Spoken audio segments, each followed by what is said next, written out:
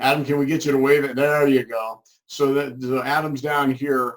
Adam and I know each other through the Goldman Sachs Small Businesses Program, where we both do some work. And Adam is the consummate angel investor, and where we've heard from Reed about angel investing, and we've then talked with Ashland about venture capital. Adam's going to tell us more about what really angel investors do, how they look at things from a very applied standpoint. So Adam, I'm going to go ahead and have you come off of mute so that you can spend some time with us and tell us about the life and all the wealth and glamour of being an angel investor. And by the way, when we're done, we're going to go to Lakai for lunch, right? Sure, why not? I'm glad to be here. It's fantastic to get a little break from the monotony that's going on right now. I envy all of you guys who have stuff to keep you occupied. Let me tell you a little bit about what angel investing is. So I'm sure you understand the high-level concept. An angel investor is an individual who invests alone or together with some other angels, but they invest their own money and they take an equity piece of a company with the hope, of course, of getting a return when that company sells. So it either sells to the public through an IPO or gets acquired by a PE firm, or potentially you can even get bought out in a subsequent round of funding. The most important thing to remember about angel investors to differentiate them from pretty much all the other types of funding that you've heard about or are learning about is that we invest our own money. And that means a few really interesting differences. One is we could choose not to invest, right? Something is going on. So, I've seen people pass on deals because on the way to the meeting, they had a fender bender and they got pissed off and they're like, you know what, I'm having a terrible day. I don't have time for this. I'm passing on the deal. We can go years without investing. Whereas if you're a private equity firm or if you're a VC or a bank, you've raised money from your investors and they're expecting a return. So no matter how bad you think the economic environment is, whatever, you have to make investments. No LP is going to give you money, write you a check for $10 million and, call you a year later. So tell me about the investments you've made. Oh, we decided not to make any investments. That's not going to happen. So that's kind of on the negative, is we could choose not to invest for any reason, for any length of time. We have no, the flip side of that is we don't have to justify our investments to anybody except, for me at least, for my wife. Right, so, every now and then she's like, wait a minute, you decided to invest in a rice plant in Brazil? How does that make sense? But, if you're an institutional investor, you have an investment committee, you might have an investment thesis that you've said to your investors, hey, we're only going to invest in these kinds of companies, and you have to justify it, your investments. Usually you only have to justify it if it goes badly, but you have to justify it. We don't have to justify it. So the barrier is smaller. We can invest much faster. We don't have a committee. We don't have a process. You can meet with someone and they can write you a check the same day. So that's kind of a high-level difference. Let me talk a little bit about how we find deals, what we look at, and how we're involved after the deal is done.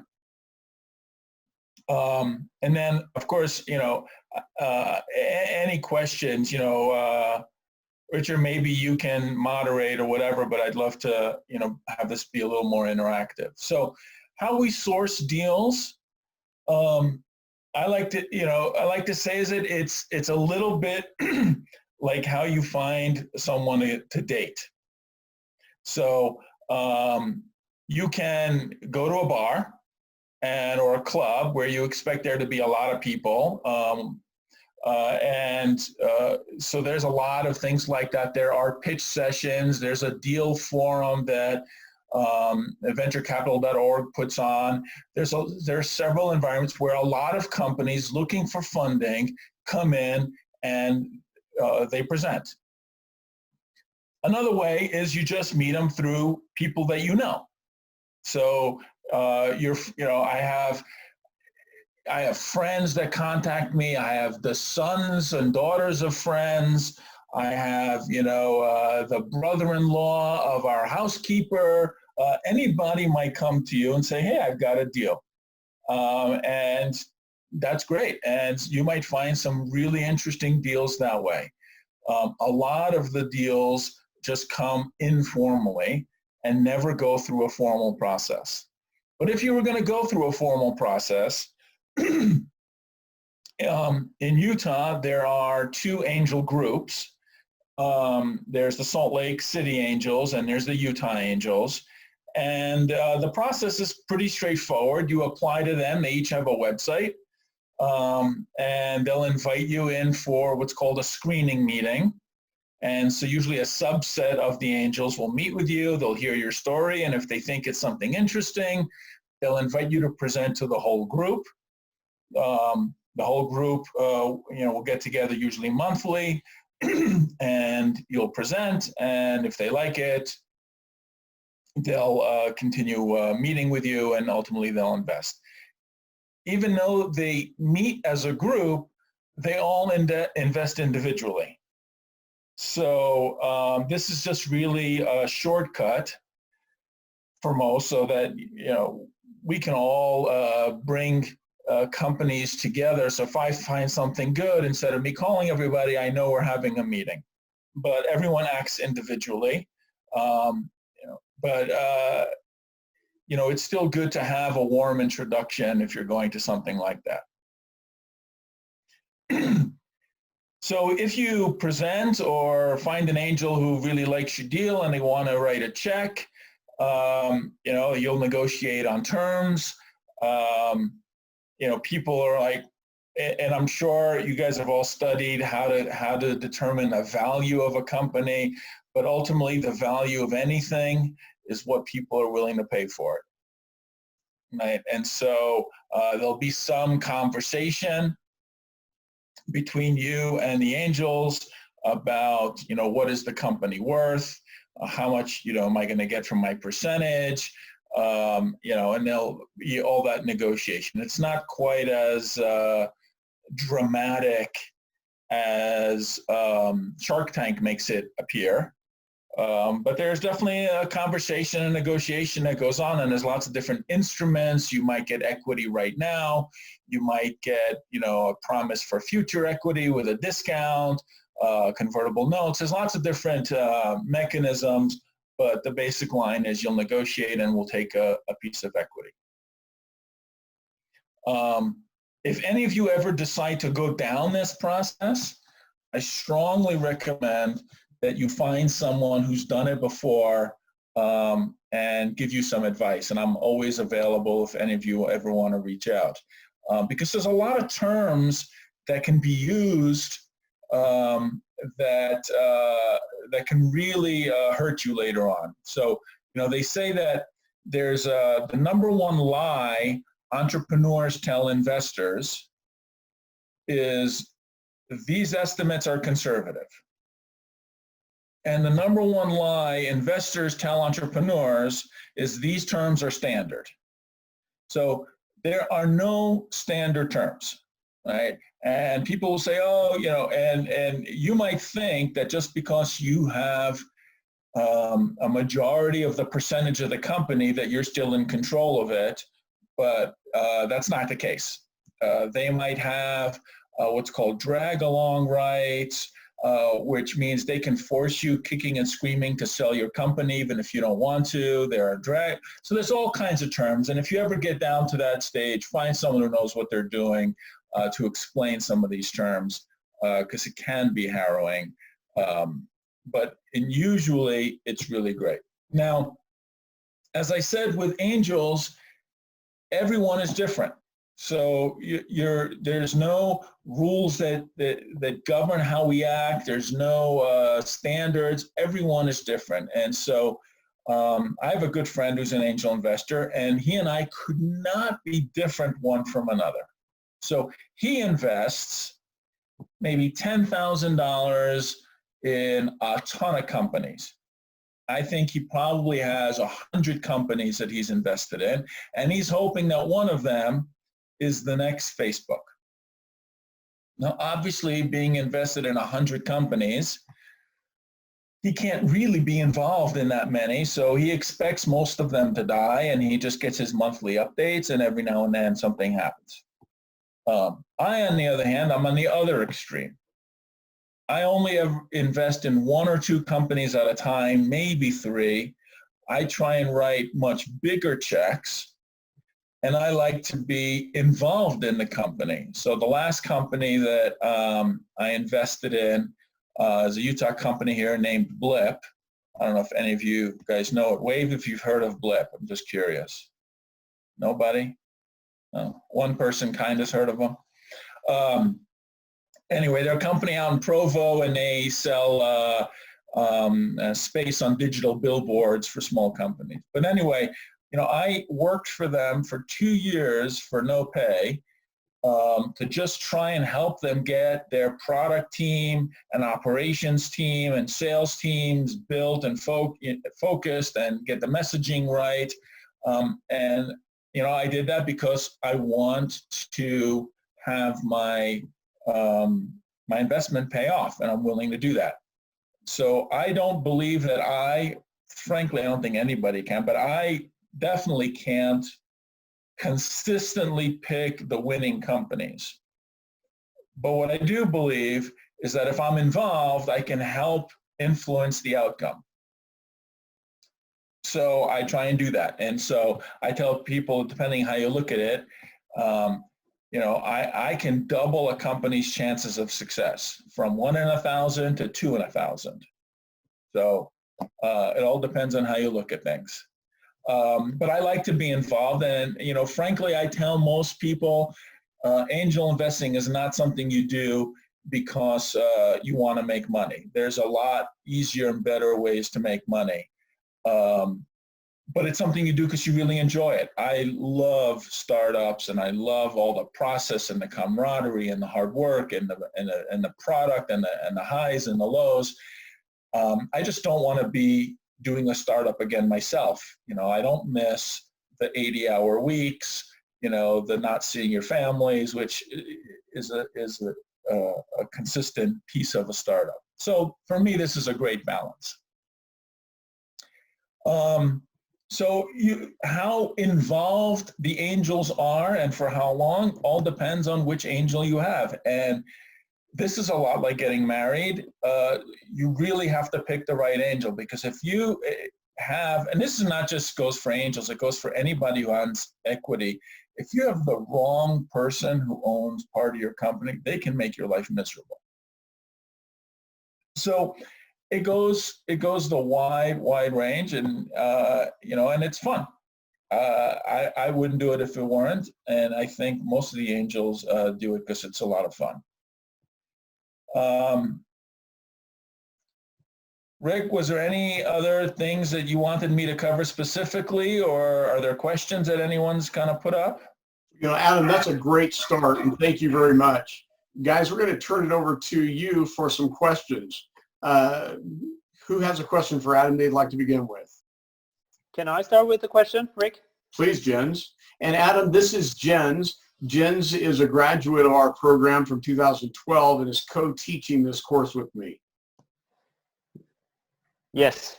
Thanks for that presentation, Adam. It was interesting to follow. Can you maybe explain the process of investing in Blip and why you said yes? Yeah. So that's a great question. So I've believed, so I moved to Utah from San Francisco maybe 12 years ago now. And I believed as an individual investor, I have to find opportunities, I have to look where others are not looking. And 12 years ago or whatever, when I moved here, that was Utah. All the investors were in California. Everyone was in Silicon Valley. There were so many angel investors. There were so many VC. There was so much money, but they weren't looking anywhere else. And I was like, you know what? If there's any deal that's half decent, everybody's chasing it. The prices are going crazy. So I have to look where no one else is looking if I have a chance. And so I moved to Utah. Blip is selling basically pay per ad on digital billboards. Now, this is an industry that has not innovated since the advent of the digital board. They were still selling it, the same people, the same way they were doing it when it was all vinyl. You know, with vinyl, you have to pay an upstart fee, because you have to print it. There's all these fees. You have to send people there. And so they were selling these where, oh, it's a $5,000 startup fee, and they just didn't and so small businesses could. So this was an industry that was completely ignored. So I really liked it. I liked what they were doing, and I really liked the team. The team was very frugal. So Richard, likes to joke where I tell people to, if you're running a company and you want to, send me an email. I'd love to have lunch with you. You want to buy me lunch? I'll go to lunch with anybody for any reason. And I say that, my limit is it has to be above scone cutters. So scone cutters, I'm not doing that, but Taco Bell and above is fine. In fact, I'll tell you, and this is kind of the inside joke, is like, if you try and take me to somewhere really fancy and impress me with a really expensive lunch, you're the last person I'll give my money to, right? Because, I want every dime and nickel going into making the company a success. I don't want you to have nice offices. I don't want you to have, So this company was really frugal. They were in a building that was kind of condemned for tear down, just hasn't been torn down yet. So they were really cheap and they were making great traction. And it was an industry that was totally being ignored. And, one of the things about the way I invest is, I don't want to invest. There are certain businesses, excuse me, that depending on when you invest and how much you invest and follow-on investment, before you make interesting money, it has to be $1 billion exit. And that's what VCs look for. They look for, if they don't see a picture to $1 billion exit, they're not interested. This company, I was like, you know what? They don't need a lot of investment. They can get a lot of traction. If we can sell this company for 50 million, 75 million, this will be a great home run for all of us because it didn't take a lot to invest. And I think that's a lot easier to do. So there was a lot of different ingredients that I looked for, and this kind of hit on all of them. All right, great. We had, I'll just do a quick follow-up question because earlier in the class we had a discussion about angel investors looking for cash flows. Are you looking for cash flows at the point of investment, or is that not as important? It's not as important. The only reason I look for customers is that it proves there's demand for the product, right? So one of the mistakes that people make all the time is they get so in love with their product, they don't think about the customer, or they don't think about, is anyone going to buy this or whatever. So if they have some customers, that's proven to me that there's some actual demand for this product, and I like that. But I don't look at it from a cash perspective. I look at it as a validation perspective. I'll tell a story if you'll indulge me about, I'm a little bit of a movie buff, and in the 80s there was this movie called The Player, and in it there's a movie producer, And guys come into his office all day and they pitch him ideas for movies.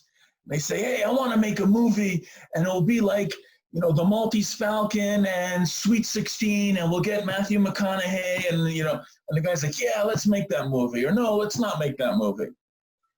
And years later, I met a real Hollywood producer, and I asked him, is that how you make movies? Is that how you decide? Like a 30-second pitch, some guy comes into your office and you're like, yeah, we're going to make a movie? And he said, yeah, that's exactly how we do it. And there's a really good reason. Now, this was a while ago, so it's changed a little bit. But what he said was 80% of the people that go to a movie go based on a 30-second TV ad. And if you can't sell me in 30 seconds, you won't be able to sell them in 30 seconds. And if you can't sell them in 30 seconds, no one's going to go see your movie. So you have 30 seconds to sell me. Now, obviously, it's a little exaggerated, and we don't make decisions on angel investing in 30 seconds, whatever, but often that's a part where someone is trying to sell a product to the consumer. And I say, you know, you're trying to sell to housewives, or you're trying to sell to stay-at-home moms, or you're trying to sell to parents in general. Well, parents see 3,000 ads a day. How are you going to get their attention? What are you going to say that no one's ever said before that's going to get? And if you don't have that part figured out, then there's no business. It doesn't matter how great your product is.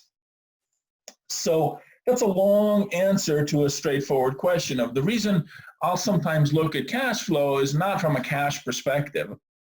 What I look at is, have they figured out some kind of product that somebody actually wants? And I don't mean, you know, oh, I sold it to my cousin and my nephew and the 3 guys in my ward, right? It's, have they been able at arm's length to get some customers, not a lot, but some, because, you know, I'm from New York originally, and I believe in the cockroach theory, right? For every one you see, there's 10 you don't.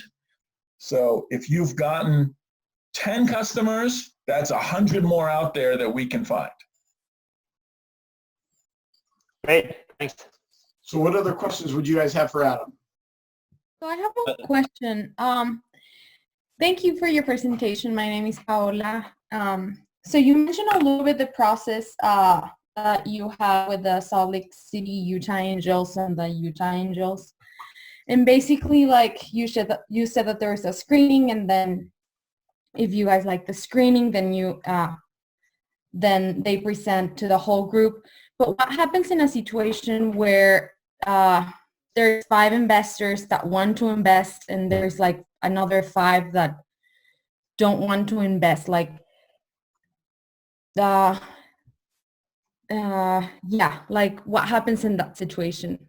Oh, that happens most of the time. So most of the time, you know, there's 30 members of the team, and 5 want to invest and 25 don't.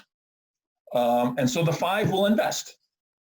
Usually the 5, to make it easy on the company, they'll create what's called a SPV, a special purpose vehicle. So they'll create an LLC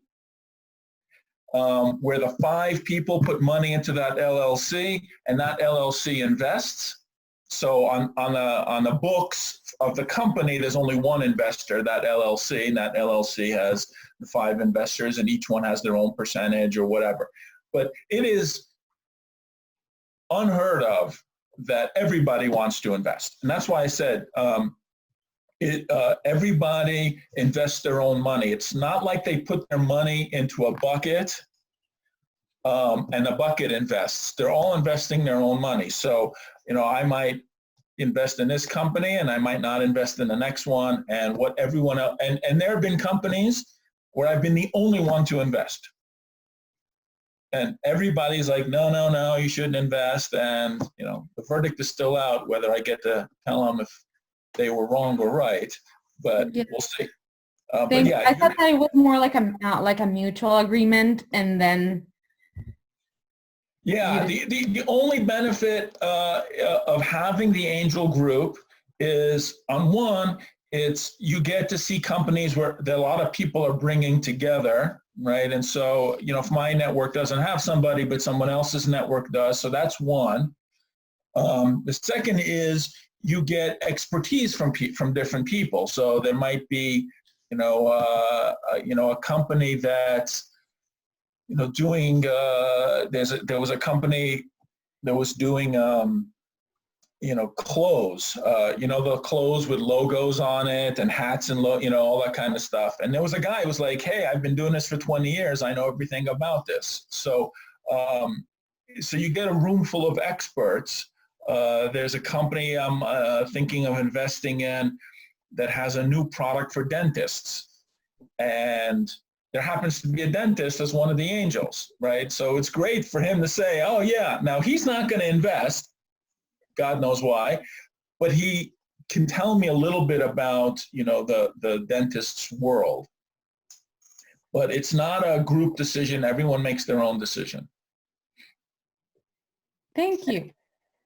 I was wondering, I have like a two-part question. I was wondering, how did the valuation negotiations normally go in terms of like, how long does it take to come to an agreement if an angel investor is really interested in the company, but there's a disagreement about value of the company? And I also wanted to know like the kind of is there like a contractual significance about like the 51-49 percentage of the shares of the company? Because in like Shark Tank and those kinds of, shows and stuff, that 51-49 seems to be really important in terms of like decision making and other things. Yeah, so the negotiation on how much equity you'll get for your investment, it could go on for a little while, but usually it doesn't. And I whether I'm investing or not, I tell all the entrepreneurs to not really get hung up on that, right? Because if you're talking to an angel, usually your company is going to be valued, at 5 million or less, maybe up to 10 million. We're not talking. And so I say to them, listen, if you think your company is going to be worth 200 million someday, and you sold this guy stock at 5 million instead of 6.5 million, the net is not going to matter to you. When this company sells for 200 million and you walk away with your 42 million, no one I know ever says, "Damn it, I could have had 46 million." Right? So I try and get people not to get hung up on that. It doesn't, if the company's a success, it's not that big a deal. Now, we're talking, usually angels, we're talking about much smaller percentages. We're talking about, you're taking 5%. If you're lucky, you get up to 8 or 10%. We're not talking about 40, 50%. So, because there usually has to be follow-on rounds, so there has to be room for future investors. But remember what I said before is the 51-49 really doesn't matter, okay? Because it matters in some very small cases, but there are so many terms that can be put on, right? I can say that part of this investment, so the way investment goes is usually there's rounds. So say I'm the first investor and, and so we have a class of stock and there's certain contract associated with that. I get certain things because I was the first. And then a year later, we might get a VC investor, and that's a different class of stock. If we agree that I have 3 out of 5 seats on the board, doesn't matter. I could own 5%, but I have 3 out of 5 seats. You're not going to do anything that I don't agree to.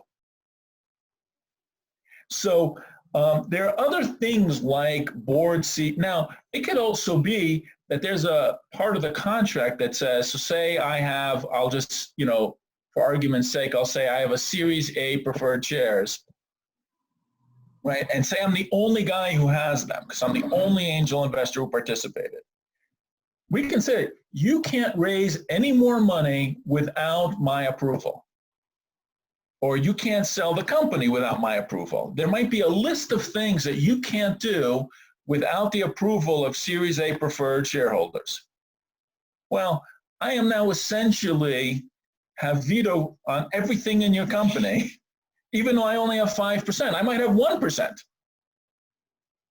So the 51% is not that important, and it doesn't really happen because angel investors aren't usually talking about those kinds of deals. I mean, obviously it's different when you're Mark Cuban or whatever, but there are other things in the agreement that really can cause you significant grief or significantly to lose your company or lose your job. And those are the things you have to look for.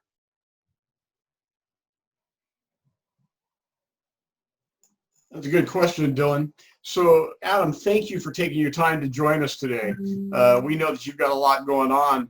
I'll admit that as you were talking about Blip, I went ahead and pulled them up real fast. Are you still in that company or are you out? I'm still an investor. I'm not actively running things now. One of the things I did there is help them hire a management team and grow, and moved into better offices. So I'm not involved day to day in the operations, but I'm still an investor, and I'm still a huge fan of the company. No, it's a very cool system, and they've grown dramatically. In fact, I got to tell you, I'm a little bit envious. So good for you, man. Well, guys, Adam is a very good example of an angel investor. And when he led by saying that he puts his own money into this, you have to recognize that even though angel investors may have many investments, some of them, that they're very considerate about that money. And Adam doesn't want to go to Lakai for lunch because he wants to make sure that his resources are being spent well. And this comes back to that issue of cash flow that we were talking about a little bit ago. So Adam, thank you again for joining us. We've got a little bit more to do before I let these guys go, but you're welcome to sign off here. And again, thank you. I'll do that. that. A hand, guys. Give them away. And Richard, feel free, as always, to share my email address. Thank you. If any of you guys want to reach out with questions, thoughts, comments, or if you have any, great companies that you're involved in, or someone who's involved in, or feel free to reach out. I'm always open. Very good, Adam. Thank you so much. All right. Bye-bye.